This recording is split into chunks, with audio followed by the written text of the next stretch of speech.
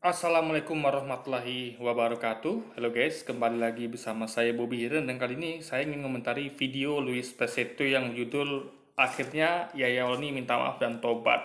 Nah, kita akan langsung tonton videonya guys dan habis itu akan kita komentari.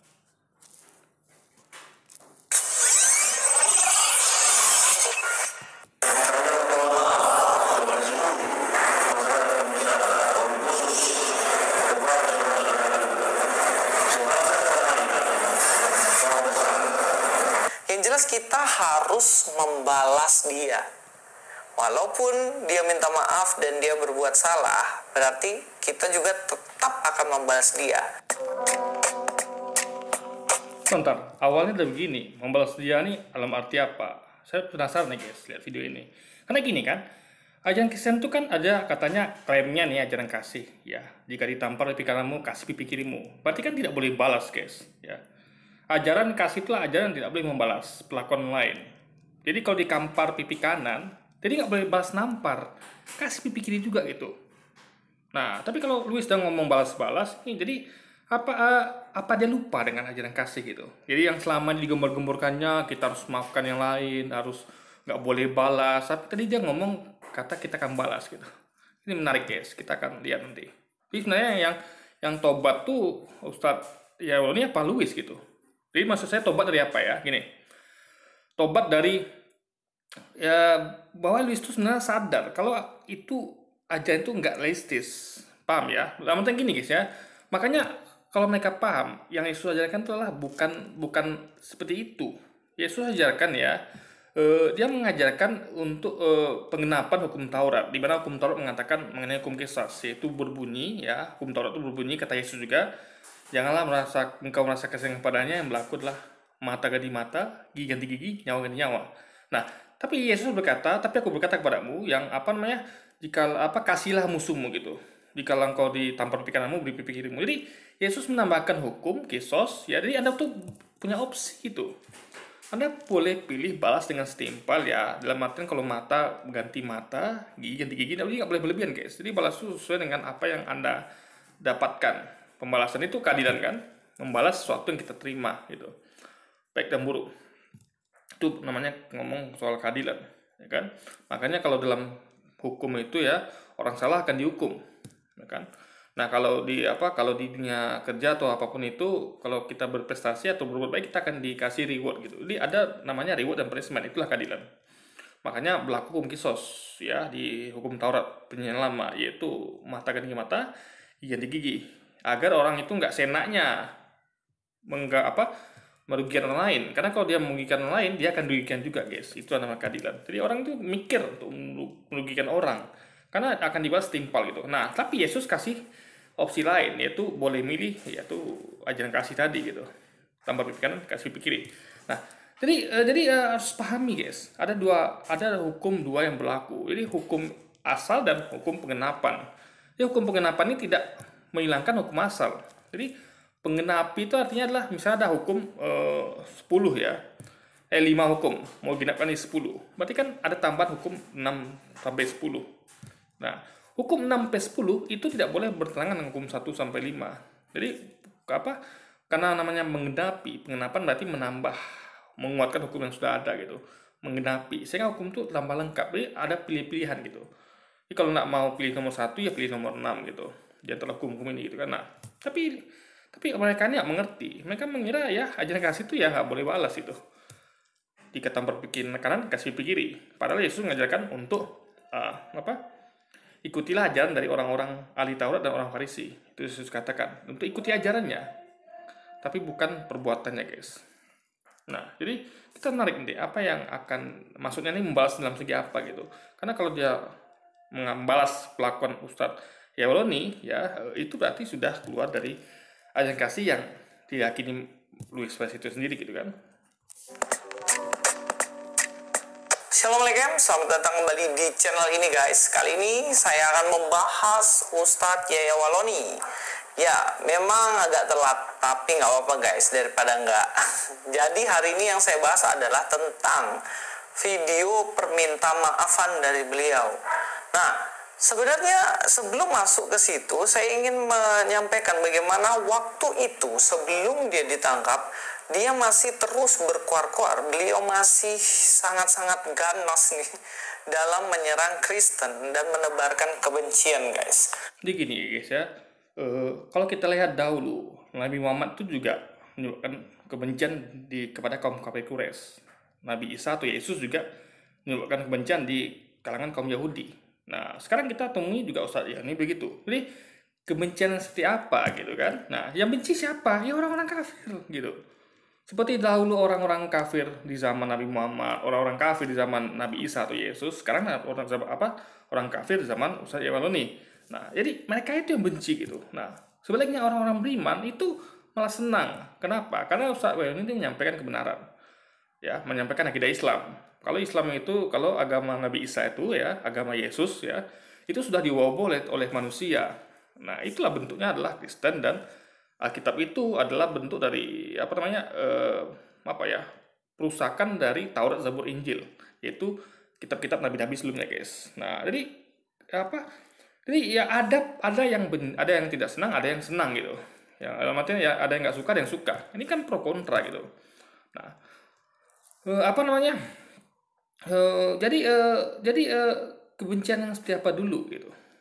Nah, pahami maksudnya ya. Jadi sekali lagi ya, kita harus paham. Jadi apa yang disampaikan Ustadz Wali itu adalah akidah Islam. Ya, bagaimana posisi Yesus dalam Islam, bagaimana posisi kitab dalam Islam, bagaimana posisi Kristen dalam Islam, itu ada semua dalilnya. Ya, memang tidak spesifik menyebut tentang Kristen atau apa, tapi the basic dalilnya itu adalah bahwa ajaran nabi-nabi sebelumnya dan kitab-kitab sebelumnya itu sudah dibawa oleh manusia. Itu basicnya, sehingga melangkah kepada agama apa yang ada di dunia ini yang mengklaim bersinggungan dengan kitab tadi, Taurat, Zabur, Injil, yang nabi-nabi tadi, yaitu agama Kristen, agama Katolik gitu. Nah, jadi apa yang disampaikan itu adalah akidah. Nah, beda sebaliknya ketika MKC membahas tentang Nabi Muhammad, bahas tentang Islam, bahas tentang Quran, itu tidak ada relevansinya. Dia kita tidak pernah. Coba ada nggak persinggungan antara Alkitab dengan Quran? Kecuali dalam hal segi Yesus, oke. Segi Nabi Daud, Nabi Musa, itu ada persinggungan. Tapi kalau dalam hal Islam, dalam hal Quran, dalam hal Muhammad, itu tidak ada. Aku pautnya dengan ajaran Kristen. Akidah Kristen nggak ada. Coba. Ya. Karena gini, sesuatu yang timbul kemudian, ingat ya, sesuatu yang timbul kemudian. Jadi akidah, kecuali kalau dalam bentuk ramalan, misalnya nanti dia akan dikatakan akan datangnya perusak agama Kristen misalnya, tapi kan tidak ada. Jadi kenapa Islam itu membahas tentang Kristen? Karena memang ada tentang masa lalu disebutkan di Quran. Kalau dahulu itu ajaran nabi-nabi sebelumnya itu dibawa oleh tentang manusia, guys. Nah, jadi paham ya apa beda antara Ustadz Weloni dengan MKC. Nah, dengan sombongnya dia menantang bahkan orang-orang untuk melaporkan dirinya ke kantor polisi. Kira-kira seperti ini videonya. Jadi ini pendeta-pendeta ini salah kalau serang Ustaz Somad. Serang saya. Begitu kan? Atau bilang sama Majelis Ulama Indonesia dan Dewan Gereja Indonesia, bikin debat pendeta dan Ustaz di TV One. Damai. Nah, ini kan suatu hal yang ayo kita buka kebenaran ini gitu. Ayo kita debat, dan debat itu biasa. Kalau lihat ya, banyak perdebatan, baik di medsos maupun di ini. Ustadz ini minta di TV One gitu. Tapi sebenarnya menurut saya nggak plus gitu kali amat ya Ustadz ini ya. Menurut saya tuh karena gini, isu agama ini sensitif gitu. Kalau saya ya cukuplah debat-debat di Facebook udah cukup tuh, atau di YouTube ya, kayak dilakukan oleh Louis dengan si Goldian atau dengan Andar, itu cukup sudah. Karena karena YouTube ini kan karena YouTube ini kan tidak orang hanya nonton video itu kalau mereka mau. Paham saya bedanya YouTube dengan TV One. TV One adalah TV nasional, yang mana kalau hampir setiap rakyat tuh punya TV gitu, yang nonton TV gitu. Jadi Anda bayangkan kalau TV One menayangkan debat itu, bisa kacau nih guys. Karena isu agama sih, makanya cukuplah di YouTube, di Facebook. Karena kalau di YouTube orang-orang yang nonton tuh hanya orang-orang yang tertarik saja, guys. Karena YouTube kan bisa milih kita. Bisa milih.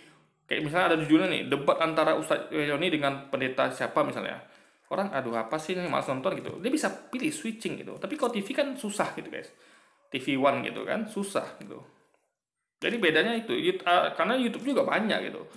Jadi ya, di YouTube itu ya Anda tidak akan temukan video debat itu kalau Anda tidak biasa nonton video-video yang kayak gitu gitu. Jadi kayak misalnya kayak ada orang suka nonton film, ya dia akan dikasih YouTube tuh referensi film-film saja gitu. Jadi beda kalau di TV One. TV One itu kan semuanya ada di situ.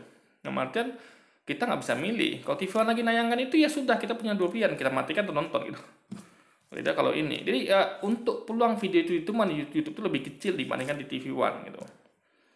Jadi ada jangkau TV One tuh karena lebih kecil segmennya ya. Karena TV itu ada berapa sih? TV One apalagi CTP, RCTI dan segala macam. Tapi kan YouTube kan banyak guys. Jadi anggaplah setiap channel itu ada TV gitu. Jadi akan susah untuk menemukan video ini. Jadi orang-orang nonton debat ini hanya orang-orang yang mau nonton saja gitu. Makanya menurut saya cukup dari YouTube saja gitu. Karena memang ini agama isu yang sensitif gitu kan. Apalagi orang-orang yang Kristen ini nggak paham kalau yang sampaikan para ustadz itu adalah akidah Islam tentunya. Indonesia aku dakwah, tapi di TV One Indonesia Leaders Club itu pendeta-pendeta yang menantang Ustaz Somad, tantang saya yang paling tepat. Karena saya Pak Jadi awalnya kenapa Ustadz Yoloni ini marah gitu? Karena ada orang-orang yang menyerang Ustadz Abdul Somad gitu. Nah, kita lihat ya, memang di zaman ini di rezim pemerintahan ini ya, kita kalau kita boleh jujur, itu memang mereka-mereka ini ya, orang-orang minoritas ini kita katakan ya memang leluasa gitu guys untuk bergerak, leluasa sekali. Ya mereka bisa menyerang Ustadz Abu Somad, bisa menyerang Ustadz Yawaloni, bisa menyerang Ustadz yang lain, bahkan dengan enaknya mengatakan umat Islam itu teroris lah, agama teroris lah, apalagi kadal gurun lah, mereka bebas gitu. Ya kan? Nah, sementara kita ketika kita mendakwahkan agama kita, apa itu posisi Yesus dalam Islam, posisi Alkitab dalam Islam, posisi apalagi hal-hal lain lah gitu di dalam kekristenan ya, karena Kristenan itu adalah diyakini akidah Islam itu adalah penyimpangan agama Islam, karena Islam itu kan agama yang sudah ada sejak awal mula. Jadi di tengah perjalanannya sampai ke zaman Nabi Muhammad itu Islam itu diselewengkan oleh manusia. Kitab-kitab itu diselewengkan guys ya, kitabnya Tauratnya Musa diselewengkan menjadi agama Yahudi, kitabnya Injil Nabi Isa diselewengkan menjadi agama Kristen gitu, paham ya? Nah, jadi masih masuk dalam akidah Islam gitu guys, mengenai penyimpangan agama ajaran nabi-nabi sebelumnya dan kitab-kitab sebelumnya guys. Mungkin kita beda kelas. Saya dedengkotnya, mbahnya kafir. Jadi saya yang mempendetakan pendeta dan ini dokumen saya rektor. Jadi salah kalau Ustaz Somad yang ditantang. Coba tantang saya lah, kan begitu. Nah, jangan Ustaz Somad ditantang persoalan hadis, persoalan Al-Quran. Terkait dengan Bible, Old Testament, New Testament, Bible Kristen, ini ahlinya. Jadi jangan dikira bahwa kami ini masuk Islam. Karena ada perbedaan antara Ustadz Yahudi dengan Ustadz Abdul Somad. Jadi Ustadz Abdul Somad itu pendidikannya latar belakang Quran dan hadis. Kalau Ustadz Yahudi memang dia belajar tentang kristologi, karena dia memang mantan pendeta guys. Dan dia adalah seorang mualaf gitu. Jadi memang akan lebih cocok gitu. Jadi sama kayak gini guys ya, kayak saya nih, saya belajar tentang kristologi, saya mengkaji Quran, saya mengkaji Alkitab juga gitu. Maka saya lebih cocok debat dengan orang-orang Kristiani dibandingkan ada teman saya punya teman Ustadz, beliau ini memang nggak pernah baca Alkitab guys, beliau hanya baca Quran dan hadis itu saja gitu kan. Jadi beliau ini nggak tahu tentang Alkitab gitu. Sementara kalau kita debat itu, karena gini ya, kalau misalnya kita debat nih, saya tidak tahu tentang Alkitab ya, karena persinggungannya kan di Alkitab itu. Di Quran juga ada beberapa tentang Yesus, di Quran juga. Nah, jadi kita harus tahu dua-duanya, tahu Quran dan tahu Alkitab yang mana bersinggungan, yang bahas tentang Yesus, penyimpangan agama Islam gitu kan. Nah, jadi debat itu akan nyambung. Jadi kita membahas sesuatu yang sama gitu. Contoh misalnya gini, misal mau ahli sejarah ya tentang, saya sering katakan kayak contoh kayak Pangeran Diponegoro misalnya. Ahli sejarah kita dengan ahli sejarah Belanda. debat mengenai Pangeran Diponegoro. Siapa sih Pangeran Diponegoro ini gitu? Nah, kita punya buku sejarah Pangeran Diponegoro versi Indonesia. Anggaplah saya ahlinya, ahli sejarah Pangeran Diponegoro. Nah, Belanda juga yang dulu memerangi Indonesia, menjajah Indonesia ya dengan slogan Gold Gospel Glory, ya itu juga punya buku tentang Pangeran Diponegoro. Nah, untuk bisa berdebat dengan ahli sejarah Belanda, saya harus belajar juga buku sejarah Belanda. Saya belajar buku sejarah saya dan saya belajar buku sejarah Belanda. Saya akan komparasi. Kira-kira mana yang logis gitu. Nah, yang kali saya bisa berdebat dengan ahli sejarah Belanda. Ada teman saya misalnya, dia tuh cuma belajar tentang buku sejarah Indonesia saja, tentang Pangeran Diponegoro. Dia nggak tahu kalau buku sejarah Belanda misalnya dikatakan Pangeran Diponegoro itu adalah teroris misalnya, pengecut dan segala macamnya. Dia nggak tahu itu, saya tahu. Nah, jadi lebih cocok saya untuk berdebat dengan ahli sejarah Belanda itu, guys. Karena saya tahu dua-duanya. Saya bisa mengcompare. Ini nggak benar nih buku sejarah Anda ini, ya. Kok bisa dikatakan Pangeran Diponegoro itu adalah teroris gitu? Buku saya yang benar. Buktinya apa? Saya akan sampaikan bukti-buktinya. Lihat itu buku sejarah Anda tuh kontradiksi itu. Ya, pakar sejarah Anda mengatakan yang Pangeran Diponegoro teroris, tapi lihat itu ada lagi di chapter lain bahwa Pangeran Diponegoro bukan teroris. Jadi buku Anda saja sudah kontradiksi gitu. Paham ya? Saya bisa bahas itu kan saya baca dua-duanya. Makanya kayak ini kasus ini yang baca yang mengkaji dua-duanya itu Ustadz Yaya Waloni, bukan Ustadz Abu Somad. Ustadz Abu Somad tahu sedikit-sedikit paling guys tentang Alkitab. Tapi yang tahu banyak tentang Alkitab itu adalah Ustadz Yaya Waloni. Karena orang Islam bukan ya. Makanya jangan tantang Ustaz Somad, tantang Yaya Waloni ini yang berkuar-kuar di YouTube. Kenapa antum tidak tantang? Lengkap di dalam Islam ini segala macam kompeten. Jadi tantang itulah tantang debat, guys.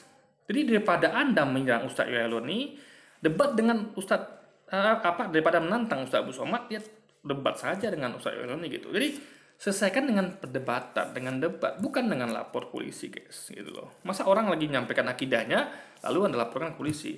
Nah, beda dengan Muhammad KC. MKC itu tidak tentang menyampaikan akidahnya, karena di akidahnya tidak dibahas tentang Nabi Muhammad. Di akidahnya tidak dibahas tentang Islam, di akidah Kristen juga tidak dibahas dengan Al-Quran.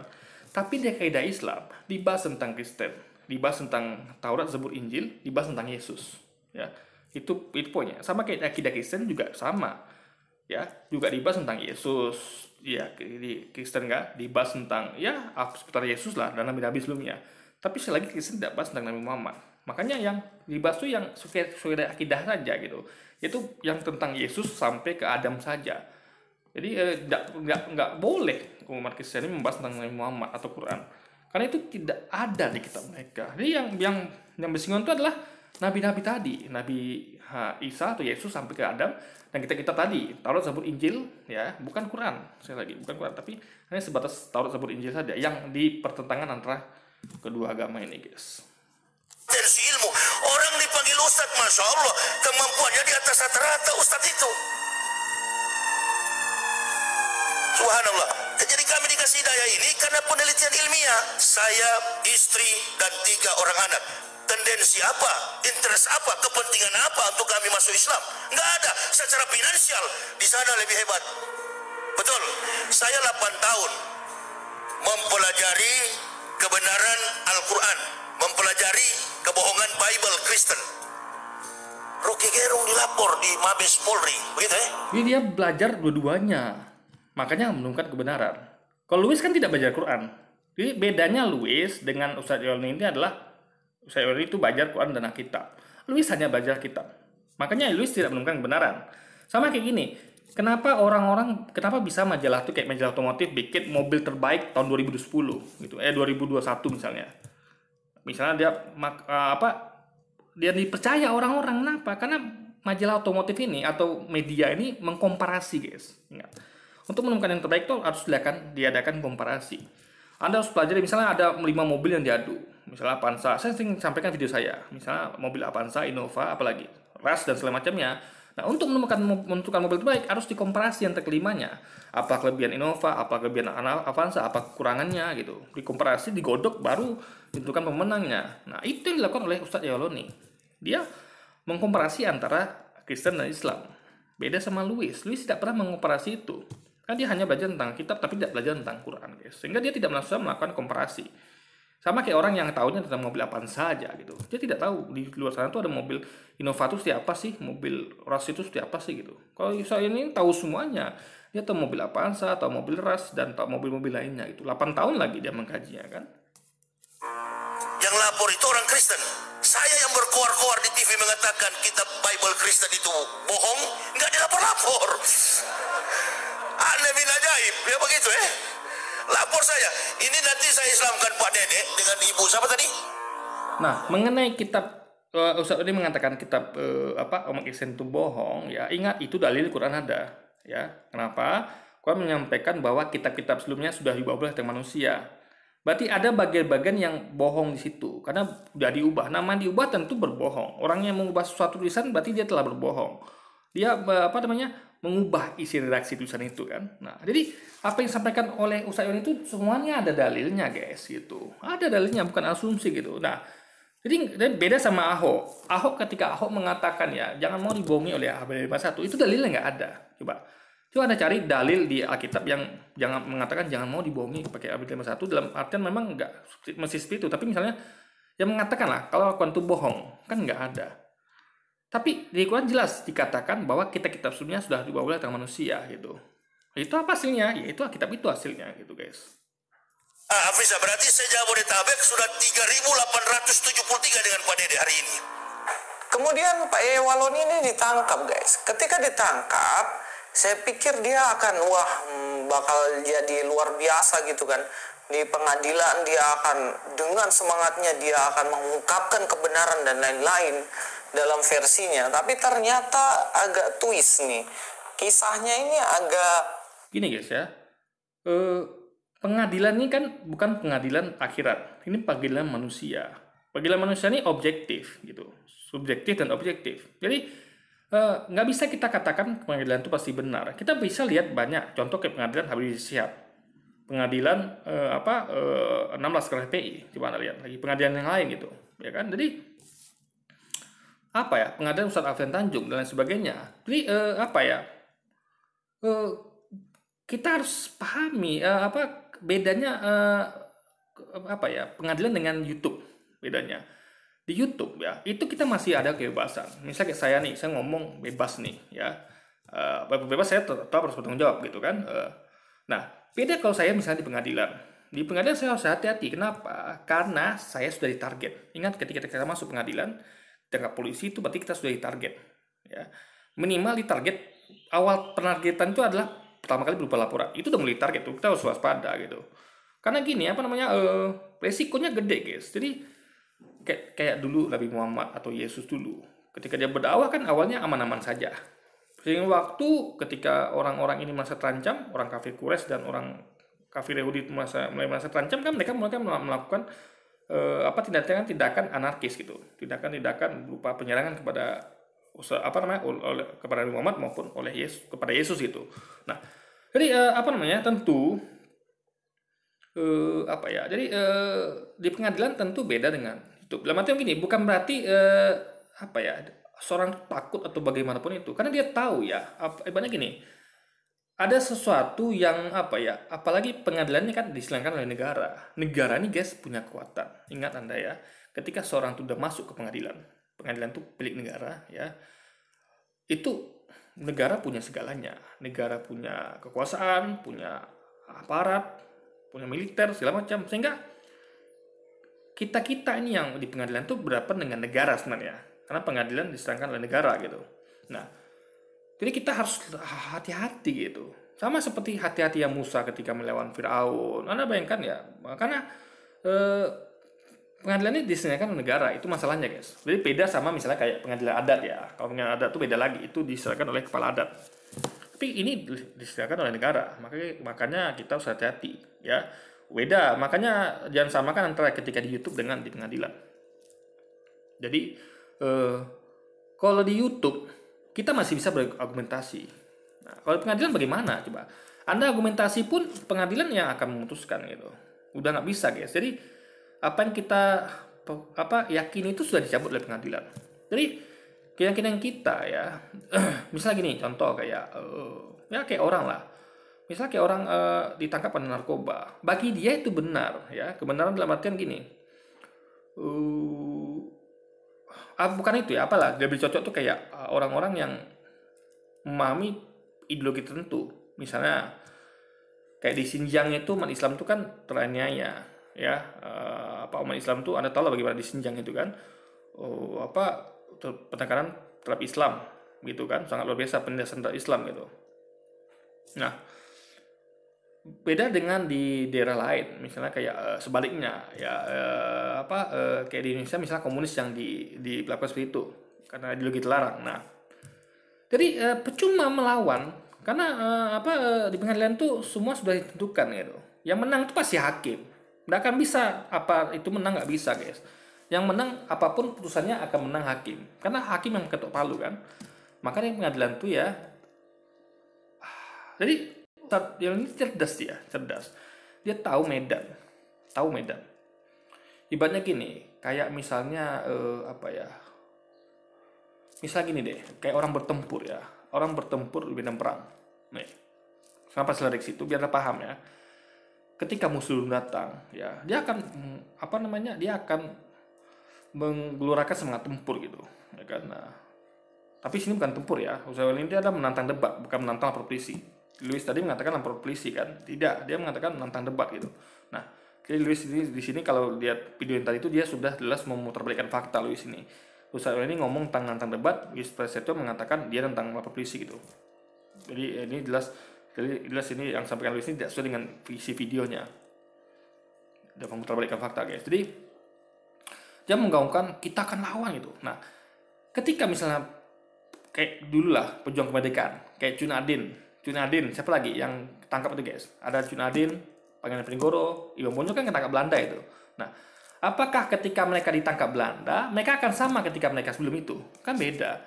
Ketika Pangeran Diponegoro Teuku Umar itu ditangkap, ya dia ngerti perjuangannya nggak boleh berakhir.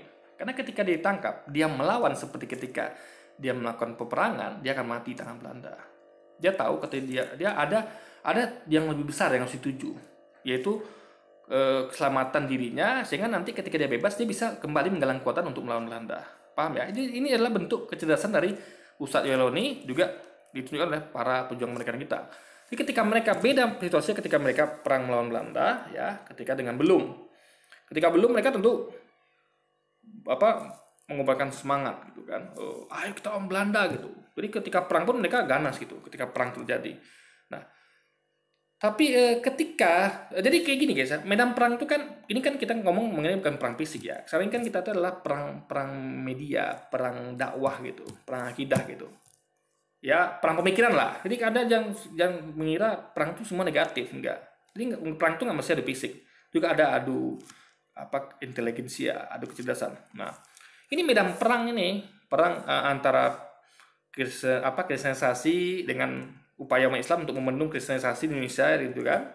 Seperti dahulu ada kristenisasi melalui cara kolonisasi, jadi bangsa Portugis, Belanda, Inggris itu mengkolonisasi dunia dengan slogan Gold Gospel Glory. Nah, sekarang terjadi juga mereka melakukan kristenisasi, ada yang perang-perang, ada yang selubung gitu. Ini bagaimana umat Islam itu membendung kristenisasi, baik yang dulu maupun sekarang gitu. Nah, jadi ini perang guys, perang pemikiran, perang akidah gitu. Nah, ini ketika perang akidah ini belum ada kekuasaan yang intervensi. Ingat ya, ketika Ustadz Weli itu belum ditangkap polisi, belum diadili, itu masih sama kayak Pangeran Diponegoro perang tapi belum ditangkap gitu. Paham ya?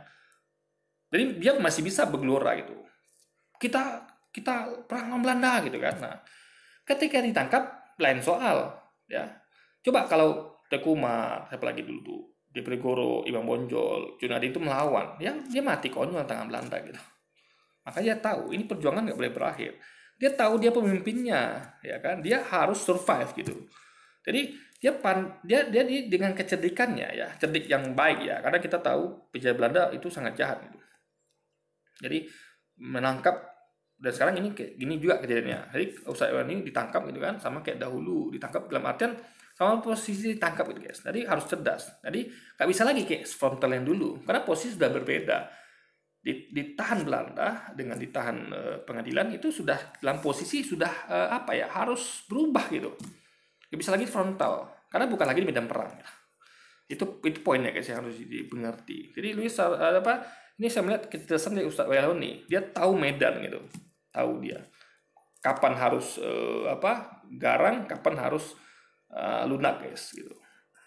Mengagetkan gitu. Yang membuat mengagetkan adalah karena beliau ternyata meminta maaf. Minta maaf Nah, minta maaf bukan berarti salah. Ini yang saya sampaikan ya. Orang minta maaf bukan berarti salah. Ya. Karena ada polemik pro kontra. Apapun yang disampaikan tuh ada pro kontra. Nah, bedanya begini. Kalau dahulu kita berkaca kayak kisah Nabi Muhammad. Ya, dahulu tuh Nabi Muhammad itu dia dakwah itu kan diserang gitu. Ada pro kontra. Yang pro pada dia adalah umatnya. Yang kontra adalah umat kaum kafir Quraisy. Nah, yang dia lakukan apa? Meminta maaf tidak? Ya, kenapa? Karena waktu itu beliau adalah seorang nabi. Pertama beliau adalah seorang nabi. Dan waktu itu memang jelas musuhnya. Ingat, musuhnya jelas yaitu kafir Quraisy. Jelas musuhnya gitu. Nah, makanya nggak minta maaf. Musuhnya jelas gitu. Dia nggak mungkin minta maaf pada musuh. Ya. Memang tangan musuhnya langsung yang mengenai pengikutnya, mengenai dia gitu kan, menzolimi dia memang langsung musuhnya. Nah, tapi beda sama sekarang gitu. Ingat ya, orang Kristen menggunakan tangan aparat untuk melaporkan Ustadz Wailoni gitu. Jadi makanya Ustadz Wailoni cerdas di sini. Dia tahu dia tidak bermusuhan dengan kepolisian, dia tidak bermusuhan dengan pengadilan ya. Jadi medan ini beda guys. Medan di zaman Rasul dengan medan di zaman Ustadz ini beda. Jadi medan di zaman Ustadz itu lebih kompleks gitu. Kalau dulu ya zaman Muhammad tuh hanya ada dua, perang atau diperangi gitu. Kalau sekarang tidak, ada opsi lain, yaitu negosiasi, apalagi ya seperti ini kayak pengadilan, pra-peradilan. Dulu kan tidak ada. Makanya dulu tuh yang ada kalau tidak orang kafir Quraisy memerangi Muhammad, kok enggak sebaliknya gitu. Jadi beda guys ya. Nah, makanya ini harus jadi kalau bagi saya ini tidak mengejutkan. Ya, kalau Luis yang nggak ngerti memang mengejutkan bagi dia. Kalau saya tidak terkejut. Saya melihat kalau saya ini cerdas. Dia tahu medan guys, ya kan. Jadi dia tuh tidak gerasak gusuk seperti orang yang ya kayak dahulu lah penjajah itu ya saya katakan saya diulang-ulang ya. Kalau Anda udah tangkap Belanda, Anda masih vokal ya ada akan dihabisi Belanda sehingga perjuangan Anda akan terhenti. Iya kalau Anda punya ini intinya adalah dan untuk menstop pro kontra. Karena gini guys ya, yang berkuasa sekarang kan bukan kekhilafahan, berkuasa sekarang adalah pemerintahan yang jelas ini katanya kan bukan negara agama, sehingga jelas ya kita katanya sih negara demokrasi. Saya nggak yakin gitu karena demokrasi itu kita masih jauh dari demokrasi. Kenapa? Karena demokrasi menurut saya nggak seperti ini gitu, ya kan?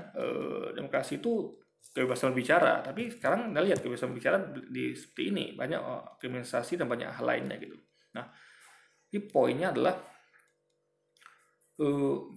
Ustadz ini paham benar medan. Luis nggak paham, makanya Luis tuh harus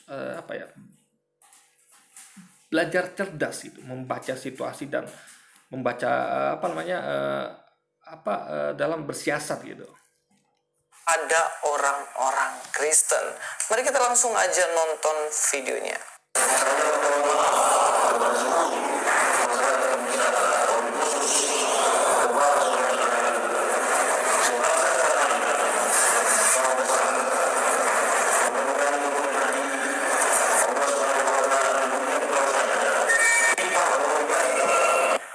Menanggapi video permintaan maafan beliau, nah kira-kira jadi gini ya, Ustadz Wailoni itu paham kalau ada campur tangan Allah di situ.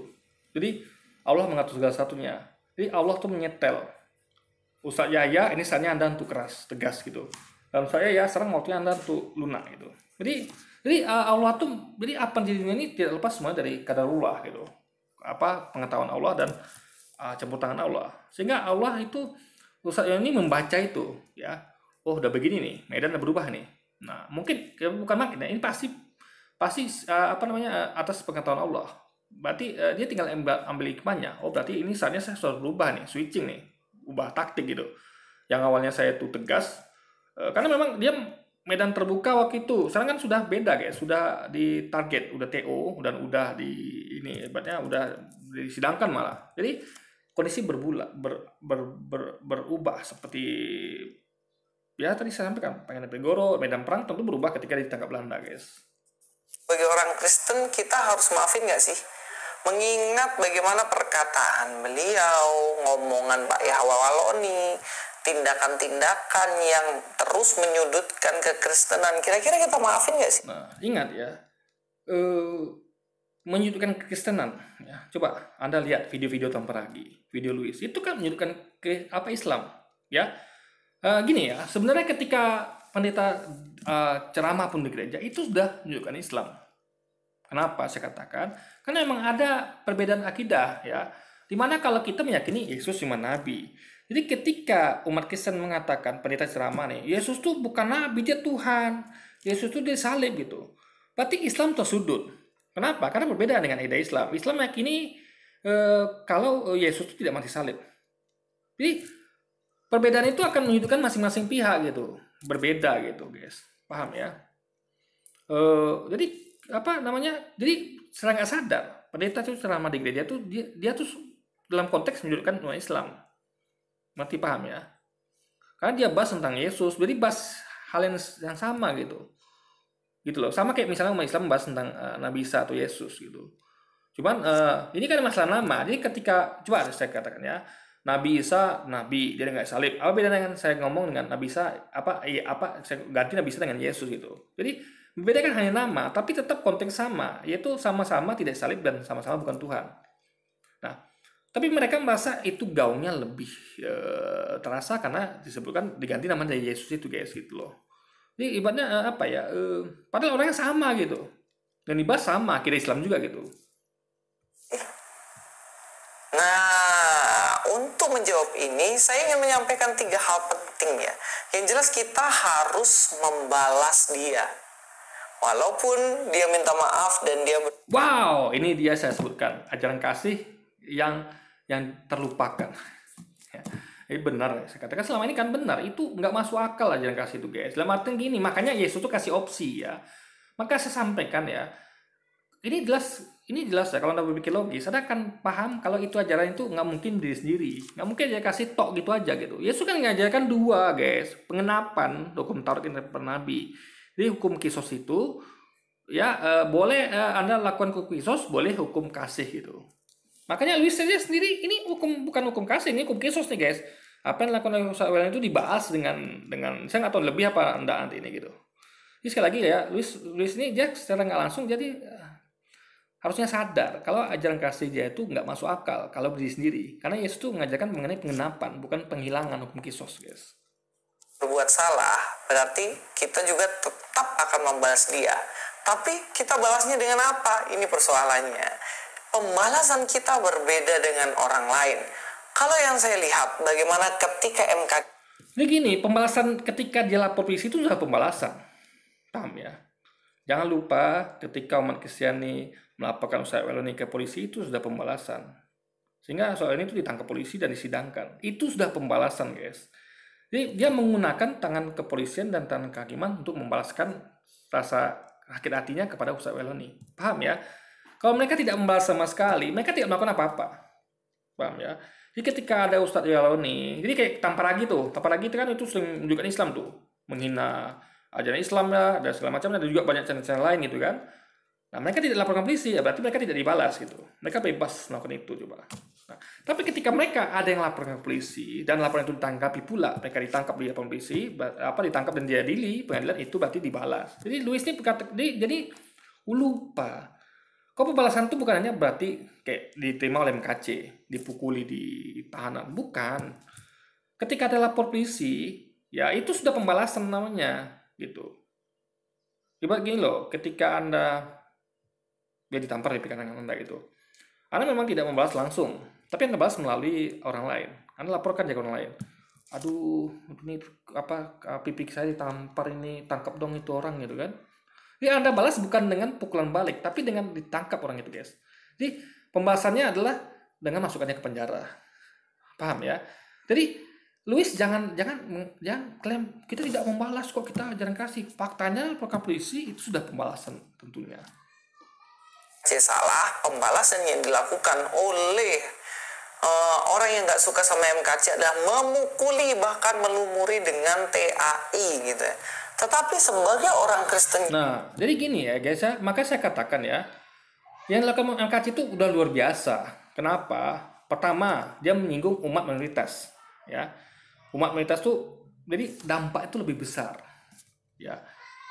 Ibaratnya gini ya, di suatu kampung itu ada 86 orang muslim, hanya ada 4 Kristen misalnya, atau anggaplah 10 gitu. Jadi ketika ada orang ngomong tentang agama Islam, 86 orang singgung guys. Luar biasa. Dibandingkan 4 atau 10 orang umat Kristen, kalau dia bahas tentang Kristen gitu. Nah, jadi efeknya lebih besar. Jadi MKC ini, dilakukan MKC itu lebih besar efeknya dibandingkan Ustadz Weloni gitu kan. Nah, dan yang kedua, jadi efeknya yang lebih besar mana ya antara MKC dengan Ustadz Weloni? Yang kedua, Ustadz Weloni itu membicarakan tentang akidah Islam. Posisi Yesus dalam Islam seperti apa? Posisi Taurat, Zabur, Injil dalam Islam seperti apa gitu. Nah, tapi MKC tidak bahas tentang akidah Kristen. Kristen tidak bahas tentang Nabi Muhammad, tidak bahas tentang Quran, atau Islam tidak ada dibahas di Alkitab. Nah, jadi MKC sudah offset, udah keluar dari akidah Kristen. MKC ini, Ustadz Weloni itu masih dalam akidah Islam guys. Makanya gak heran kalau memang itu salah, saya akui itu salah ya dilakukan orang ini. Tapi memang itulah. Jadi head speed-nya itu terkombinasi. Apa buktinya MKC melakukan ujaran kebencian? Terbukti ada orang yang marah di penjara gitu kan. Jadi orang-orang yang penjara aja marah itu guys, apalagi orang-orang di luar. Anda bayangkan ya, di penjara itu anggap umat Islam itu yang marah itu. Ada berapa umat Islam yang di luar sana yang marah guys? Tapi mereka tidak menunjukkan kemarahannya. Yang menunjukkan kemarahannya yang ya tadi itu, yang di penjara tadi gitu. Nah, kita bicara sekarang mengenai efek dampaknya, daya rusaknya gitu guys. Ibaratnya gini, kayak Anda bawa kotoran misalnya. Kotoran itu ada air segayung dengan air sedanau misalnya. Ya air sebak lah dengan air sedanau. Nah, ketika Anda memasukkan kotoran ke dalam bak ya dengan ke danau atau ke sungai ya, itu mana yang merusak? Tentu yang ke danau. Karena danau lebih banyak air daripada bak. Nah, sama kayak MKC dengan Ustadz Weloni. Lebih banyak mana umat Islam di Indonesia dengan umat Kristen Indonesia gitu. Jadi daya rusak MKC ini lebih besar, lebih dahsyat dibandingkan Ustadz Weloni gitu. Dan Ustadz Weloni itu tidak offset, dia masih akidah Islam. MKC sudah keluar dari akidah Islam, akidah Kristen gitu. Itu tidak dibahas di Kristen itu, tentang Muhammad tidak dibahas itu. Ya kita tidak dibahas itu. Tentang Quran tidak ada dibahas di Alkitab. Tapi tentang Taurat, Zabur, Injil, tentang Yesus dibahas di Al-Quran guys. Itu bedanya. yang baik, apakah kita juga harus menyuruh orang memukuli Pak Yaya Waloni, kemudian yang mukuli Pak Yaya Waloni kita angkat sebagai pahlawan? Nah, jadi ketika dia laporan polisi itu sudah melakukan pembalasan. Jadi poinnya adalah jangan bilang Anda tidak melakukan pembalasan. Kalian melakukan pembalasan dengan cara begini. Jadi gini guys ya, kalau dia melakukan hal sama ya, memukul juga misalnya Ustadz Weloni. Jadi gini, jangan lihat sesuatu tuh equal seperti itu guys. Mentang-mentang MKC dipukuli, Ustadz Weloni dipukuli juga gitu. MKC, polisi, Muhammadiyah juga. Bukan itu poinnya. Tapi lihat siapa yang ada hal lain, yaitu mengenai siapa yang mayoritas, siapa minoritas itu. Jadi saya sampaikan dalilnya ya. Kalau mayoritas mengganggu minoritas itu orang masih katakan itu wajar. Karena yang kuat selalu akan mengganggu yang lemah gitu. Masih ada kewajaran di situ. Meskipun ini bukan ngomong tentang benar salah guys ya. Tapi kalau ada orang yang udahlah minoritas gitu kan, lemah, ganggu pula yang kuat. Nah, itu namanya udah kurang ajar. Ya, ibaratnya gini loh, kayak kita lah. Saya merantau di Papua, itu akan beda ketika saya di sini gitu. Di Papua saya akan tentulah akan menjaga, karena keselamatan saya tuh betul-betul di sekeliling saya tentu orang Kristen di Papua, maka saya harus hati-hati gitu. Beda kalau saya di sini, sekeliling saya adalah teman-teman orang-orang Islam. Nah, jadi sama kayak orang-orang yang Anda lihat, kenapa orang-orang Kristen atau orang kafir itu ketika di lingkungan Muslim mereka ya akan berusaha untuk apa lah guys. Kayak tetangga saya nih ada Kristen gitu kan, dia di sini tuh dia kayak hati-hati gitu karena dia paham ini bukan daerah dia gitu, bukan dia tuh sini minoritas, ngerti guys, ini ada harus paham antara minoritas, bagaimana Anda bersikap ketika ada minoritas dan bagaimana bersikap ketika Anda minoritas gitu, paham ya. Jadi orang cerdas itu akan berbeda ya halnya lah kayak di sini yang mayoritas kan orang Islam, makanya umat Islam tuh dalilnya kan adalah yang kuat melindungi yang lemah menghargai yang menghormati yang kuat gitu, karena yang punya kekuatan kan yang kuat. Nah jadi poinnya itu guys ya, harus dipahami itu. Ya jelas enggak. Lalu bagaimana pembalasan Kristen yang benar yang memang harus kita lakukan? Ya setidaknya ada 2 pembalasan penting. Yang pertama, kita harus membalas Pak Yaya Waloni dengan pengampunan. Itulah dasar kasih kita. Pengampunan dengan lapor polisi gitu, sehingga dia disidang gitu guys, di penjara. Itu bukan pengampunan namanya, ya kan? Pengampunan tuh nggak seperti itu. Pengampunan itu seperti yang dilakukan oleh siapa? Ya kayak kita sama Tampar Ragi kan ada lapor polisi tuh. Si Tampar Ragi tuh bebas tuh bikin konten tentang apa atau Christian Prince juga kan. Itu baru pengampunan namanya, tidak lapor polisi. Tapi kalau sudah lapor polisi sehingga beliau ditangkap, itu sudah tidak mengampuni namanya, sudah membalas. Nah, mari kita lihat Alkitab kita. Dalam Matius 18 ayat 21, di sini dituliskan, kemudian datanglah Petrus dan berkata kepada Yesus, Tuhan. Nah, ini sekali lagi bukan Tuhan ya, tapi Tuhan, Lord gitu. Nah, jadi saya ubah ya di Tuhan ya, karena bahasa Inggrisnya Lord guys. Kemudian datanglah Petrus dan berkata kepada Yesus, Tuhan, sampai berapa kali aku harus mengampuni saudaraku jika ia berbuat dosa terhadap aku? Sampai 7 kali. Nah, Yesus berkata kepadanya, bukan, aku berkata kepadamu bukan sampai 7 kali, melainkan sampai 70 kali 7 kali gitu. Nah, jadi Jadi mengampuni itu caranya apa? Ya bukan dengan lapor polisi gitu, guys. Ya ampuni saja gitu. Ya udah, saya ini tuh salah ya udah saya maafkan itu. Tapi kalau Anda sudah lapor polisi itu sudah tidak mengampuni. Jadi janganlah Anda klaim-klaim kita mengampuni kok, saya ini apa yang mengampuni kok udah lapor polisi gitu kan? Sampai berapa kali aku harus mengampuni saudaraku jika ia berbuat dosa terhadap aku? Sampai 7 kali kah? Di sini Petrus menanyakan, kalau ada saudara kita yang membuat kita jengkel, berdosa terhadap kita, menyakiti hati kita, lalu apakah kita harus mengampuni? Yes. Lalu mengampuninya ini sampai berapa kali? Dikatakan di sini bahkan, apakah 7 kali kita harus mengampuni? Ternyata enggak. Di dalam ayat 22 dikatakan, Yesus berkata kepadanya, bukan. Aku berkata kepadamu bukan sampai 7 kali. Berarti bukan sampai 7 kali mengampuni orang yang bersalah, melainkan sampai 70. Nah, sementara yang mereka lakukan apa? Ustaz Ironi ketika berdakwah, mereka laporkan polisi guys berkali-kali. Ingat ya, mereka sudah melaporkan Ustaz Ironi ini berkali-kali. Coba lihat cek konten-konten Luis Prasetyo. Beberapa kali ya tuh dia mengatakan, ini Ustaz Ironi sudah lapor polisi kok ditangkap-tangkap sih gitu kan. Ini mereka tidak mengampuni ya Ironi berkali-kali. Tapi yang mereka lakukan adalah melaporkan Ustaz ini berkali-kali guys. Jadi sama sekali tidak ada pengampunan di sini ya. Jadi bohong kalau mereka mengatakan mereka mengampuni Ustaz ini. Tidak, mereka buktinya melaporkan polisi guys. Mereka menggunakan tangan kepolisian, menggunakan tangan pengadilan untuk menghukum Ustaz ini gitu. 7 kali 7. Jadi mereka menghukumnya bukan secara fisik, tapi fisik juga sih, karena penjara itu kan fisik gitu. Tapi mereka menghukumnya menggunakan tangan kepolisian karena mereka tahu mereka tidak kuat. Mereka tahu mereka cuma minoritas. Maka mereka menggunakan tangan yang punya kuasa yaitu kepolisian dan kehakiman guys. Lu kali 7 kali. Ya ini kalau teman-teman kalikan ya ngeri banget. Jumlahnya banyak gitu. Yang artinya apa? Sebanyak laporan mereka kepada kepolisian guys. Pengampunan itu sebanyak mungkin tak terbatas. Ketika orang berbuat salah, kemudian kita juga harus mengampuninya. Ini penting banget. Yang kedua, kita harus membalasnya dengan apa? Kita harus membalasnya dengan melakukan kebaikan. Kita balas dengan kebaikan. Bukan kejahatan dibalas dengan kejahatan, melainkan kejahatan dibalas dengan kebaikan. Dalam Roma 12 ayat Ingat ya, yang dilakukan Ustaz itu bukan jahat. Orang berdakwah gitu. Jadi gini, bagi orang kafir Quraisy, Nabi Muhammad itu jahat, guys. Karena bagi mereka kekuasaan mereka akan terganggu. Apa yang mereka imani selama ini akan terganggu. Orang-orang biasa nyembah Lata dan Uzza, tiba-tiba tidak menyembah Allah gitu. Nah, jadi sama dengan Ustaz Yoloni gitu kan. Jadi harus dipahami, guys. Ini mengenai akidah gitu, mengenai apa yang diyakini umat Islam dan diyakini umat Kristen. Nggak bisa dipaksakan.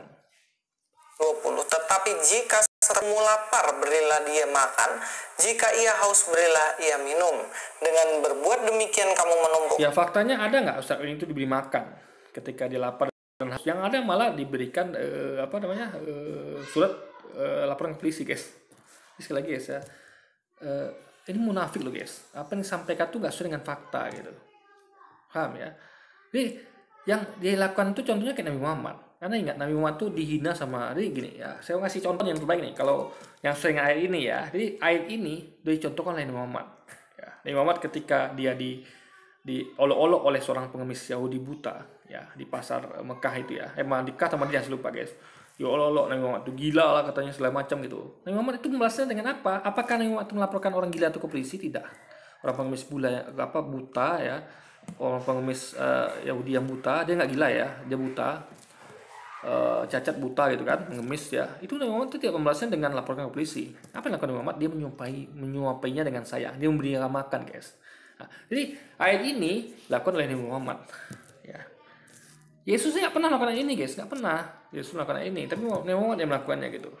Nah, sebenarnya mereka apakah melakukan seperti Nabi Muhammad? Jadi kesannya kalau misalnya orang itu begitu, misalnya mereka anggap itu salah, menyerang Kristen, ya lakukan contoh seperti yang dilakukan oleh Nabi Muhammad. Ya, memberi makan orang-orang buta di pasar Yahud Mekah atau Madinah itu yang menghina Nabi Muhammad tiap hari, guys. Yang bahkan Umar marah tapi Nabi tidak marah gitu, guys. Nah, itu baru jadi contoh ayat ini ya, penerapannya dilakukan oleh Nabi Muhammad. Nah, mereka tidak melakukan itu. Makanya mereka itu kalau mereka mau saja membaca tentang Nabi Muhammad, mereka akan tahu kalau ini ayat dipraktikkan oleh Nabi Muhammad. Tapi mereka tidak mempraktikkan itu. Kenapa? Mereka tidak mencontoh Nabi Muhammad. Karena mereka tidak kenal Nabi Muhammad, guys. Gitu. Jadi, Anda bayangkan ya, Nabi Muhammad itu bisa-bisanya dia tuh memberi makan dengan penuh kasih sayang pengemis yang buta yang selalu mencaci maki tiap hari dengan yang mereka lakukan. Mereka menyerang Ustaz Ewaloni, menyerang Ustaz Usomad, suruh tangkap lah, lapor polisi lah. Itu kan suatu bentuk penyerangan, guys. Ya kan? Nah, beda dengan dilakukan Nabi Muhammad tadi guys gitu. Jadi ayat ini justru bukan dilakukan oleh mereka, tapi dilakukan oleh Nabi Muhammad.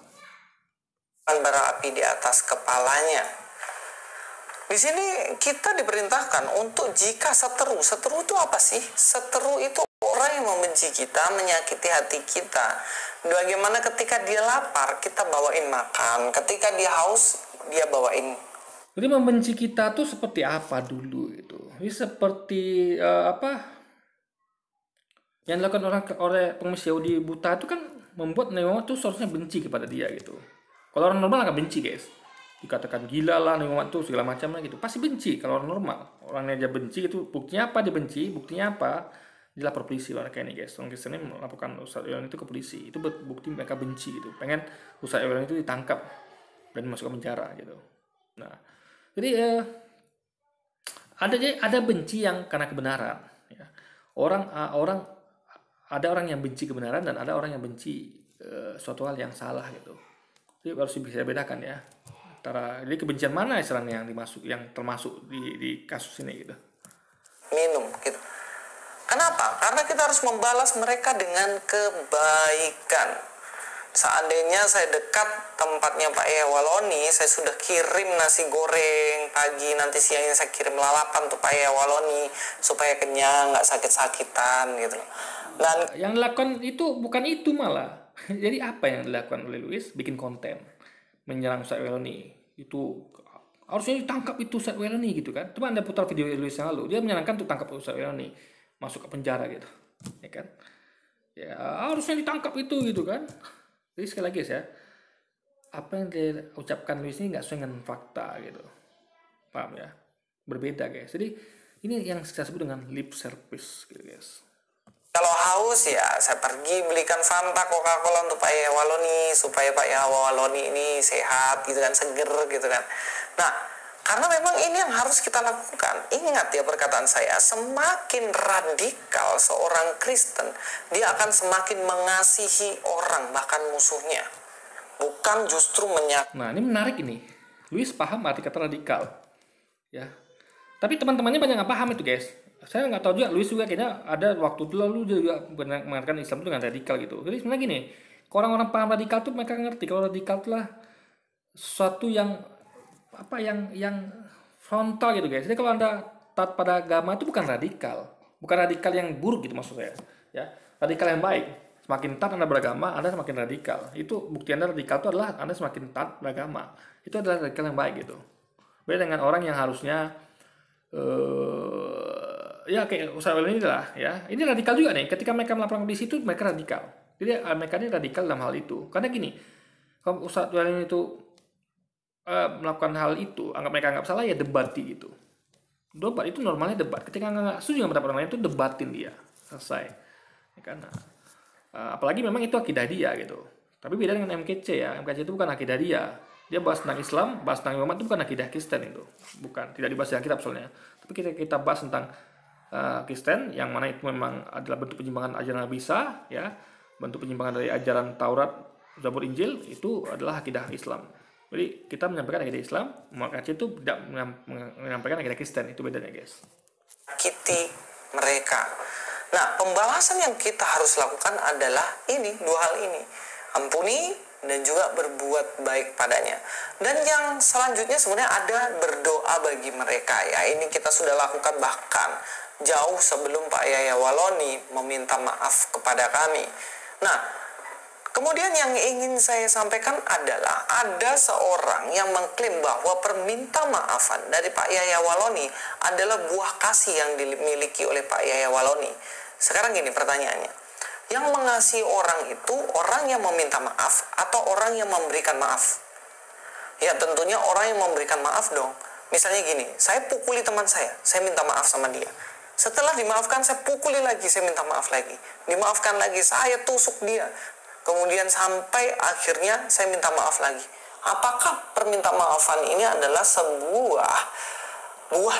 Gini guys ya, ini kan pro kontra. Dalam segi pandang Islam, yang dilakukan oleh Islam itu benar, karena itu akidah Islam. Dari segi Kristen itu tidak benar guys. Cuma bedanya mereka melaporkan ke polisi. Jadi ketika pendeta ceramah tentang Yesus, bebas tuh. Yesus itu bukan apa ada Yesus adalah Tuhan, dia mati salib, itu bebas kan para pendeta kan. Meskipun beda dengan akidah Islam. Itu sudah menunjukkan akidah Islam sebenarnya itu. Tapi bedanya adalah kita tidak melakukan polisi para pendeta. Karena memang akidah mereka kita paham betul itu. Tapi kita sebenarnya itu bahas tentang akidah Islam, bagaimana posisi Taurat, Zabur, Injil, posisi dalam Islam, malah dilakukan polisi. Jadi paham ya perbedaannya. Jadi ini bukan kebenaran hakiki mutlak. Beda dengan orang misalnya membunuh, mencuri, merampok itu jelas gitu. Bahkan kalau orang sana pun orang tuh membunuh pun ya, mencuri, merampok pun lihat itu konteksnya. Contoh kayak orang membunuh, dibedah gitu guys. Siapa sih yang dibunuh dia gitu? Jangan-jangan dia membunuh kayak pejuang Indonesia membunuh penjajah Belanda, perang gitu, ya kan? Atau orang yang membunuh orang yang mau memperkosanya. Misalnya ada perempuan nih mau diperkosa nih, dia menyelamatkan diri, ya. Lalu dia membunuh orang ini mungkin karena nggak sengaja ya, karena dia tentu panik harus selamatkan kehormatannya. Nah, membunuh seperti itu beda dengan membunuh yang niat memang membunuh orang guys. Orang nggak salah dibunuh itu beda. Kayak juga mencuri. Ada orang mencuri karena lapar dengan orang nggak mencuri karena nggak lapar, beda lagi guys gitu. Kalau saya misalnya dicuri dengan orang yang lapar, itu saya tidak akan menyalahkan dia. Saya yang salah, kenapa? Kok bisa ada orang lapar saya tidak bantu gitu guys, paham ya? Kita dalam Islam itu diajari ya, jangan sampai ada tetangga yang kelaparan gitu. Jadi ketika ada tetangga Anda yang mencuri Anda karena dia lapar, itu salah Anda, bukan salah dia. Pahami itu guys. Nah, jadi bahkan dalam konteks mencuri, membunuh pun itu nggak bisa langsung. Oh kamu mencuri, membunuh pasti salah, enggak gitu. Nah apalagi hal ini, masalah akidah. Benar di mata Islam, tentu salah di mata Kristen. Sebaliknya, benar di mata Kristen, tentu salah di mata Islam, guys. Itu yang jadi pada Ustaz Waloni. Dari kasih? Enggak dong. Buah dan Ini nggak bisa disamakan dengan tadi ya. Orang mukul, lalu minta maaf, mukul minta maaf. Beda, ini masalah akidah, keyakinan masing-masing gitu. Jadi ada pro kontra. Kalau orang memukul itu udah ada pro kontranya. Orang setuju pasti ini salah. Ini orang mukul ini. Kecuali kalau dibedah lagi. Oh ternyata dia mukulnya kenapa? Oh ternyata dia anaknya dipukuli duluan gitu. Jadi saya guys ya. Jadi Louis ini nggak paham akan ini gitu. Dia menyamakan semuanya. Apa itu beda guys? Ya. Jadi apa yang dilakukan soal ini adalah pro kontra. Benar di mata Islam, salah di mata Kristen. Pro kontra gitu. Ya berarti gak sama dengan orang mukul tadi gitu guys. Paham ya? Orang mukul tadi aja itu masih ada pro kontra juga. Diteliti dulu. Dia mukulnya kenapa nih? Jangan-jangan karena dia dipukuli dulu keluarganya gitu. Dia balas itu guys. Nah, itu gak masalah. Maksudnya kalau dia orang gak salah dipukuli gitu. kasih bukan terletak pada perminta maafan kita kepada orang lain. Karena posisinya kita yang salah. Tetapi ketika kita bisa... Iya, saya katakan, di mata kalian Ustaz ini salah, di mata kami benar. Karena dia menyampaikan akidah Islam. Bagaimana posisi tentang ajaran-ajaran sebelumnya itu sudah dibawa oleh tangan manusia, guys. Kita mengampuni orang yang bersalah kepada kita. Ya kalau... Buktinya adalah gini, kayak kita ya, pendeta itu bebas ceramah di gereja. Yesus itu Tuhan lah, dia tidak mati dia mati salib lah, dia nembus manusia lah, silakan. Itu akidah kalian. Ya, kita ampuni. Jadi itu bukti kita tidak mengganggu ketika pendeta ceramah yang berbeda dengan keyakinan Islam itu salah kan? Salah kan? Dalam keyakinan Islam itu salah tuh, Yesus salib itu mati salib itu salah guys. Tapi kita ampuni dengan cara kita biarkan. Nah, ada kita laporkan pendeta ke polisi yang ceramah tentang Yesus kan, sesuka hati mereka. Karena memang akidah mereka. Tapi ketika kita mengkaji tentang Yesus dengan akidah Islam, ya itu malah dilaporkan ke polisi guys. Ada orang yang berbuat salah kemudian dipukulin sampai dilumurin TAI, ya jelas itu bukanlah buah kasih. Tetapi buah kasih adalah ketika kita bisa Jadi gini ya, ada konsekuensi. Jadi ingat ya, ada konsekuensi atas setiap perbuatan Anda. Itu harus dipahami. Konsekuensi. Saya katakan tadi ya, konsekuensi yang diterima MKC itu harusnya lebih berat daripada Ustaz Weloni. Dan dia menerimanya. Ingat, yang terusik adalah mayoritas ketika kasus MKC. Kalau kasus Mama Yoni, yang terusik adalah minoritas. Jadi daya rusaknya itu MKC ini jauh lebih besar daripada Ustaz Weloni. Kedua, MKC offset. Dia membahas sesuatu yang tidak ada di akidah Kristen. Tapi Ustaz Weloni membahas sesuatu yang ada di akidah Islam. Paham ya? Ini ada dua hal di sini. Ya.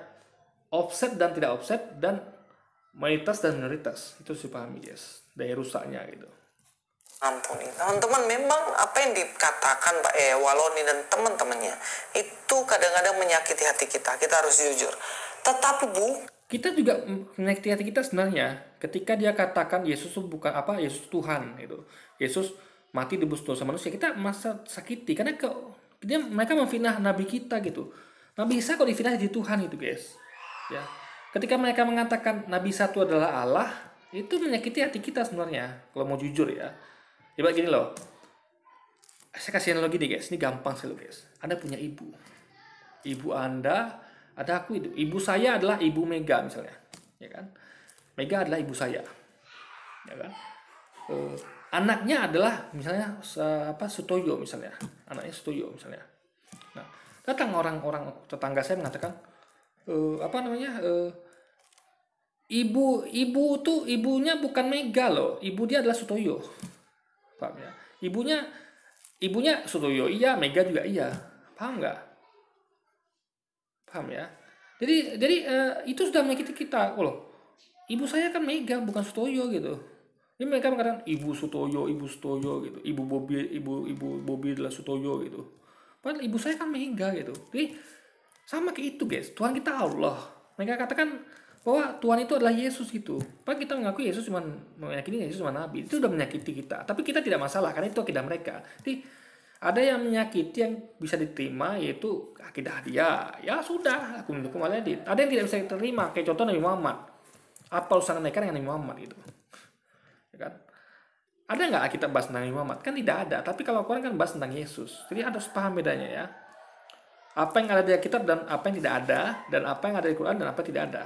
Di Al-Quran itu ada semuanya. Ada tentang Yesus, ada tentang Taurat, Zabur, Injil lengkap. Tapi di Kristen tidak ada. Tentang Al-Quran tidak ada, tentang Nabi Muhammad tidak ada guys. Makanya kalau ada orang Kristen membahas Nabi Muhammad, bahas tentang Quran itu mereka sudah offset. Tapi kita bahas tentang Alkitab masih relevan.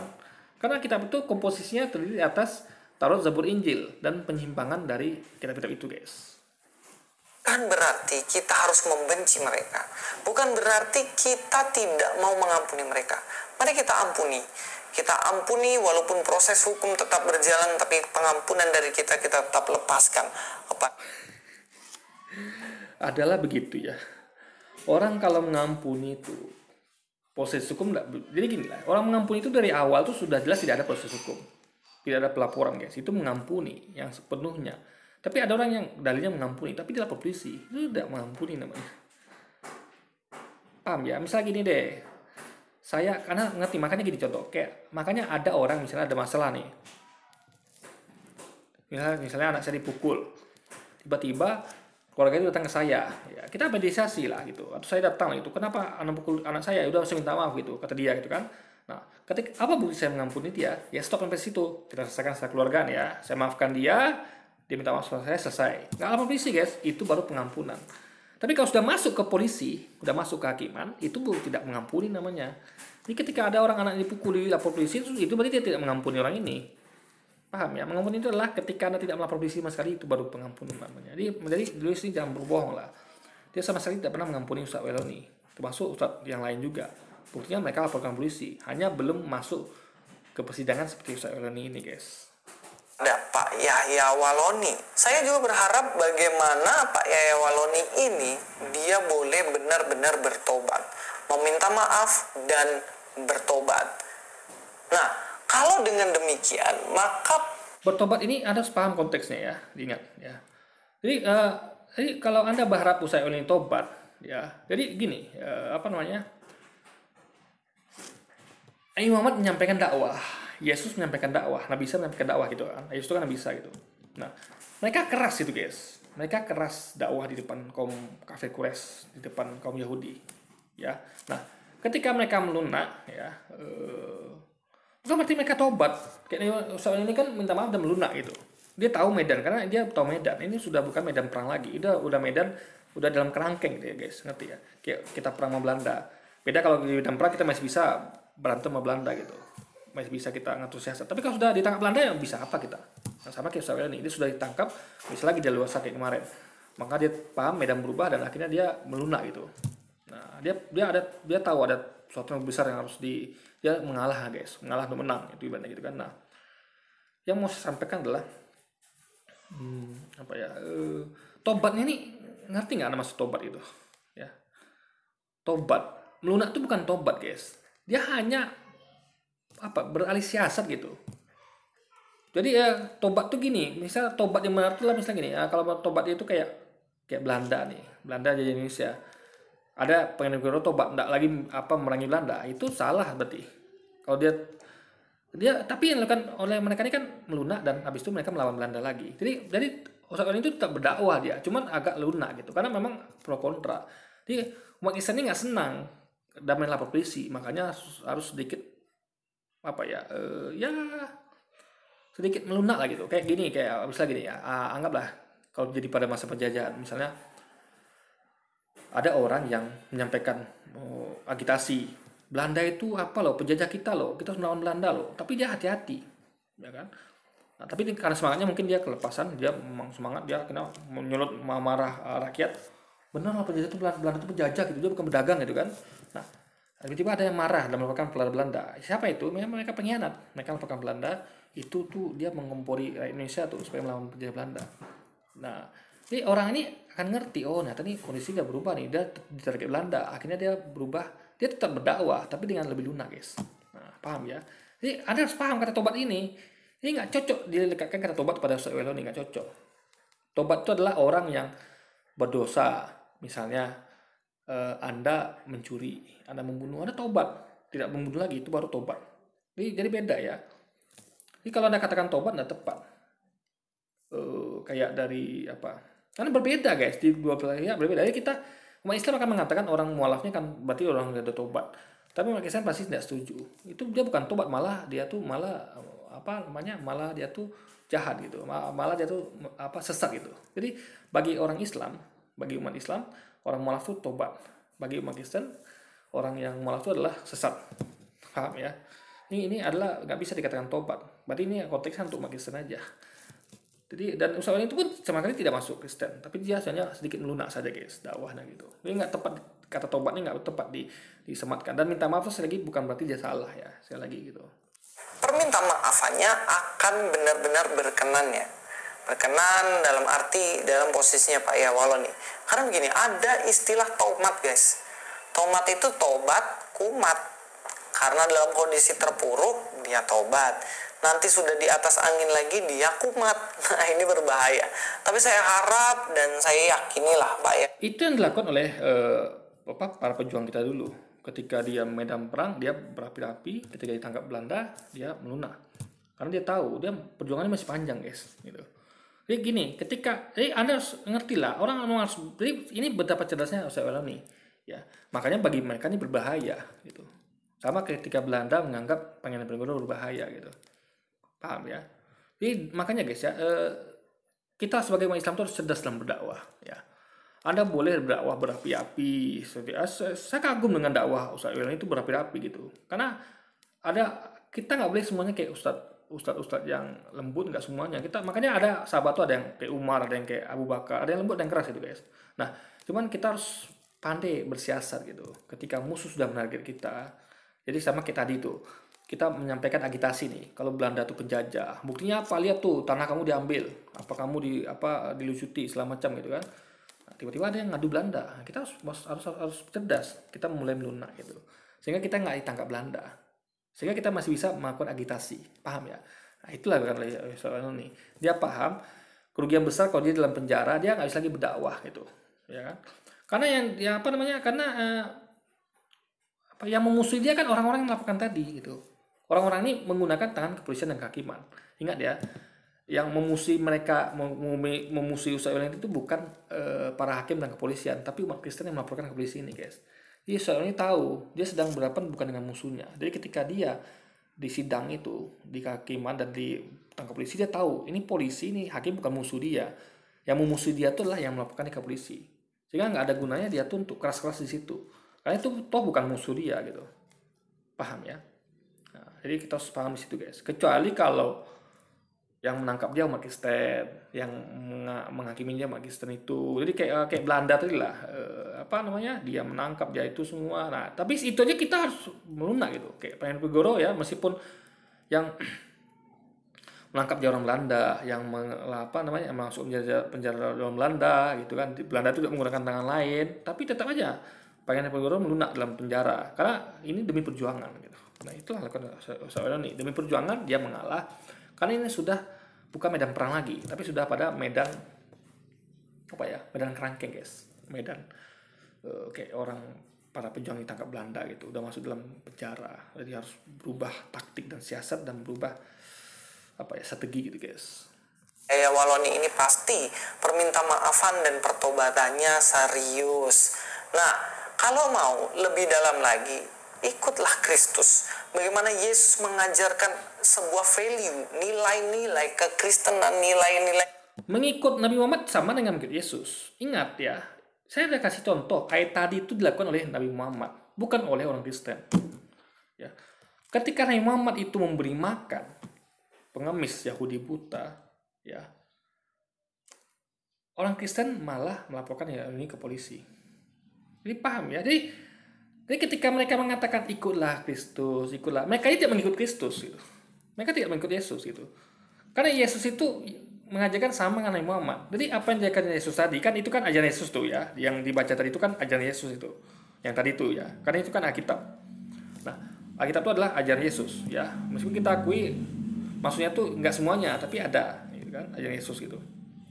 Nah, Nabi Muhammad melakukan itu. Jadi Luisnya nggak paham ketika seorang itu ikut Nabi Muhammad, dia sudah ngikut Yesus guys. Karena kita mempercayai Yesus juga gitu sebagai Nabi. Jadi apa yang Nabi Muhammad ajarkan tuh sama yang diajarkan Nabi-Nabi sebelumnya. Jadi dengan mengikut Nabi Muhammad tuh sama dengan mengikut Yesus sebenarnya. Dan itu dibuktikan oleh Nabi Muhammad. Apa yang Nabi Muhammad lakukan tuh terbukti mengikuti ajaran Yesus. Paham ya? Jadi Luisnya makanya dia nggak ngerti karena dia tidak belajar tentang Islam. Beda dengan Ustaz Waloni, dengan kita yang mau belajar dua-duanya. Kita belajar Islam juga belajar Kristen guys. Jadi kita tuh sama kayak majalah otomotif, media otomotif yang mengumumkan mobil terbaik tahun 2021. Kita berhak menentukan mobil terbaiknya mana karena kita mengkaji, mengkomparasi. Lewis tidak. Jadi ketika ada media yang bukan media otomotif yang tidak mengkaji mobil itu, dia mengatakan ini mobil terbaik, ada mobil ini. Orang kan lihat, wah ada siapa? Ada bukan media otomotif, ada tidak mengkaji mobil-mobil itu, ada tidak mereviewnya gitu kan. Sama kayak Lewis gitu. Jadi kita ini ada analogi sama kayak media otomotif yang memang kerjanya tiap hari itu mereview mobil guys, mereview otomotif gitu, sehingga kita bisa mengklaim mobil terbaik atau motor terbaik karena kita melakukan komparasi tiap harinya. Lewis tidak gitu. Kasih yang begitu luhur dan tinggi, bahkan hanya Roh Kudus yang bisa merubahkan seseorang secara total. Ya, berarti terbukti Roh Kudus tidak merubahkan Lewis dan teman-temannya, karena terbukti dia terus saja mempori dan meminta Saul itu dilapor polisi dan ditangkap, guys. Tidak tobat lalu kumat, tapi benar-benar pembaharuan budi. Saya ingin ajak kita untuk melihat dalam kitab Roma pasal 12 ayat yang pertama. Karena itu saudara-saudara, demi kemurahan Roma ini bukan kata-kata Yesus lagi, guys. Ya, ingat, Roma adalah yang menjajah tanah kelahiran Yesus, yaitu Israel. Bangsa Israel itu dibajah oleh Yunani dan Romawi, guys. Jangan dilupakan itu. Ini sama kayak dulu Indonesia dijajah oleh Belanda. Ya, Anda gunakan misalnya ada buku yang mengatakan Belanda gitu, atau kota di Belanda, kota Copenhagen misalnya, atau apalah gitu. Itu kita ini bukan dari pejuang kita nih gitu. Makanya kita katakan, maka inilah bukti Roma kayak gini lagi. Roma ini adalah bukti dari apa yang klaim Quran itu benar, bahwa kita sebenarnya harus diubah tentang manusia. Karena Injil itu adalah seperti saya katakan di video sebelumnya, itu adalah kabar baik yang Yesus sampaikan, bukan oleh yang lainnya. Seperti Roma ini bukan. Jadi Injil itu hanya yang Yesus sampaikan, bukan orang lain, guys. Seperti Roma ini contohnya. Allah, aku menasihatkan kamu supaya kamu mempersembahkan tubuhmu sebagai persembahan yang hidup, yang kudus dan berkenan kepada Allah. Itu adalah ibadahmu yang sejati. Bagaimana ibadah yang sejati? Bukan ketika engkau hari Minggu ke gereja, tapi ibadah sejati adalah ketika seluruh hidup kita pakai untuk mempermuliakan Tuhan. Dan kemudian bagaimana? Di ayat kedua dikatakan, jangan kamu menjadi serupa dengan dunia ini. Dikatakan, jangan serupa dengan dunia ini. Kalau di tempat jahat jadi jahat, tempat baik jadi baik, itu namanya bunglon. Bunglon itu berubah pada tempatnya. Tempatnya apa ya tergantung, dan kemudian dia akan berubah. Tetapi kita harus berubah seperti kupu-kupu, berubah menjadi indah dan nggak bisa lagi jadi ulat gitu. Ini namanya metamorfosis. Dalam ayat ini, tetapi berubahlah oleh pembaharuan budimu, sehingga kamu dapat membedakan manakah kehendak Allah, apa yang baik dan berkenan kepada Allah, dan yang sempurna. Pembaharuan budi, itu dia memakai kata ini, ala metamorphose. Dalam bahasa aslinya metamorfose. Nah ini, atau kita lebih mengenalnya sebagai metamorfosis.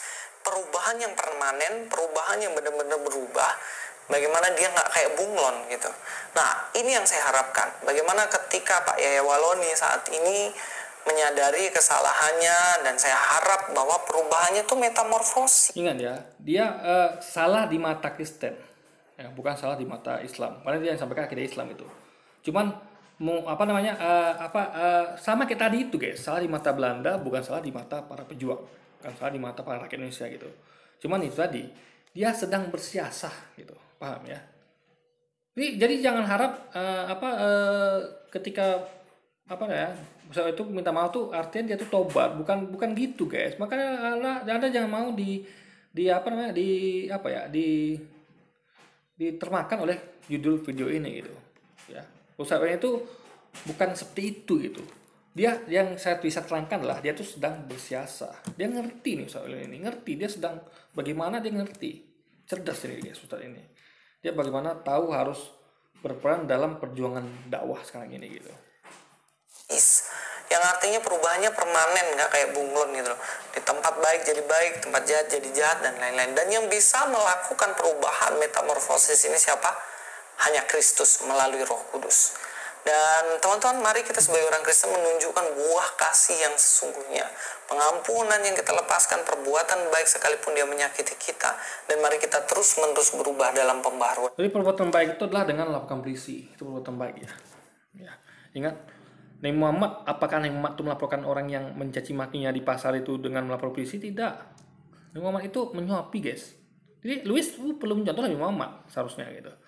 Jadi seperti Nabi Muhammad itu melakukan apa yang Yesus ajarkan, Nabi Muhammad juga melakukan itu gitu kan. Jadi jangan malah ngajak orang yang mengikuti Yesus sementara orang ini sudah ikut Yesus, paham ya? Ketika kita mengikuti Nabi Muhammad, kita sudah sama dengan mengikuti Yesus gitu, guys. Nah, tapi faktanya Louis tidak gitu. Dia tidak senang melaksanakan ajaran kasih. Ya, itu hanya lip service, guys. Jadi ucapannya beda dengan perbuatannya. Ini ucapannya ngakunya ajaran kasih, tapi yang dilakukannya adalah dan teman-teman lakukan adalah melaporkan ke polisi, guys. Dan sehingga membuat orang itu dipenjara gitu dan mengalami kerugian baik materi maupun moral gitu, guys. Karena kalau orang yang itu kan akan menjadi persidangan, akan menjadi segala macam gitu, guys. Akan merugikannya secara baik secara material maupun moral, guys. Bagi kita terus Prasetyo sini. Oke, jadi harus paham ya. Jadi minta maaf pertama poinnya lah minta maaf kalau berarti salah. Ya. Kedua, tobatnya yang bagaimana dulu, ya. Jadi jangan bayangkan seorang itu adalah dia salah. Di framingnya yang bikin Louis adalah itu jelas tuh memang dia salah. Memang dia tuh kisah itu seperti itu gitu. Memang Yesus Tuhan gitu kan. Memang yang dilakukan itu benar gitu. Jadi orang yang soalnya ini kan berpendapat kalau menurut dia tuh salah itu orang yang kok meninggal tuh dikasih jas, kasih sepatu kan aneh, guys. Kalau kita kan kain kafan. Sementara kita lihat di Alkitab itu memang dikasih kain kafan, kain putih lenan gitu. Itu yang benar gitu kan. Kita ada dalilnya, bukan pakai jas. Jas itu nggak ada dalilnya, guys. Jadi orang mati dikubur itu udah kita tuh maka dalilnya tuh dikatakan pakai kain putih lenan. Maka soal ini tuh membaca kok beda yang tulis dengan yang faktanya gitu. Nah, baginya tuh salah gitu, guys. Gitu udah benar gitu, ya kan. Nah, itu kebenaran disampaikan gitu. Dia tidak akan mundur karena memang beda antara yang tulis dengan yang dilakukan. Nah, itu orang akan, saya juga mikir, kalau kita normal kita akan mikir, guys, kok Alkitab tulis seperti itu yang dilaksanakan umat Islam gitu kan, kayak juga Alkitab gitu mengatakan sunat yang melakukan umat Islam gitu. Nah, masa yang punya kitab nggak melaksanakan itu gitu? Kita harusnya mikir gitu, kenapa malah umat Islam melakukannya gitu? Ya kayak yang dilakukan ayat tadi itu ngomong apa? Yang melakukan siapa? Nabi Muhammad, bukan umatnya. Umat Islam melakukan itu. Umat Islam melakukan polisi ya, yang menyuapi malah Nabi Muhammad gitu, guys. Oke. Jadi sekian dulu video kita kali ini, guys. Sampai jumpa lagi di video-video selanjutnya dan wassalamualaikum warahmatullahi wabarakatuh, guys.